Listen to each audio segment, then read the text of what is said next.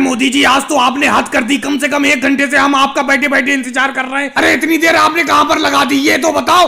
People के पेड़ के नीचे बैठने की जगह तक नहीं बची। हम सब लोग कब से बैठे बैठे इंतजार कर रहे हैं कि मोदी जी आएंगे और मोदी जी से पुराने जमाने के किस्से और कहानी सुनेंगे। अरे राहुल रुक जाओ, क्या बोलते ही जाओगे, कम से कम मेरी भी तो सुन लो। देख रहे हो गर्मी कितनी बिकट पड़ रही है, बहुत ज्यादा गर्मी लग रही थी, इसीलिए दही का शरबत बनाकर पीकर आया हूँ, इसीलिए देर हो गई। अब मेरे लिए बैठने की जगह तो बताओ कहाँ बैठूं मैं। सारे लोग तो पीपल की घनी छांव के नीचे बैठ गए, अब कोई छांव भी नहीं बची।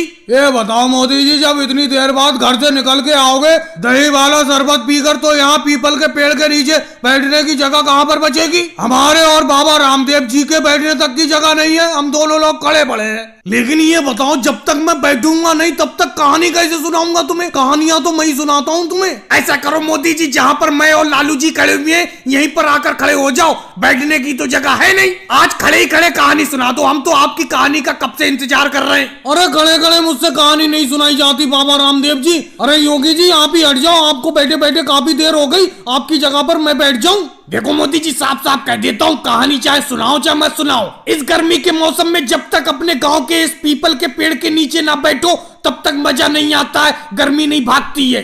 अरे मोदी जी अकेले दही वाला शरबत भी आए, हमारे भी लिए 1 गिलास ले आते, मजा आ जाता पीकर। ये बताओ अमित शाह जी, तुम यहाँ पर अकेले बैठे हो, जो शरबत तुम्हारे लिए ले आता कम से कम 20 लीटर शरबत लाना पड़ता तो सब लोगों के लिए हो पाता।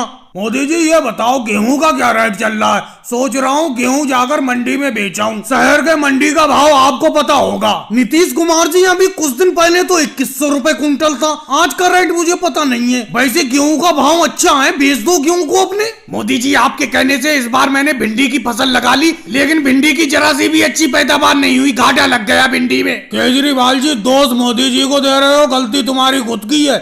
एक बार भी जाकर भिंडी के खेत पर देखते नहीं थे, तुमने बिल्कुल भी अच्छी तरीके से भिंडी की खेती की फसल नहीं की। बिल्कुल ओवैसी जी, मैं आपकी इस बात से सहमत हूँ। इन केजरीवाल जी ने भिंडी की फसल अपने खेत में लगाने के बाद एक दिन भी जाकर खेत को नहीं देखा, इसीलिए फसल अच्छी नहीं हुई। चलो वो बात तो छोड़ो अखिलेश, अपने इस गांव में इस पीपल के पेड़ के नीचे सब लोग इकट्ठा होकर बैठते हैं तो बहुत मजा आता है, वक्त कब बीत जाता है पता ही नहीं चलता है। और भाई लोगों को वीडियो को लाइक करो, चैनल को सब्सक्राइब करो।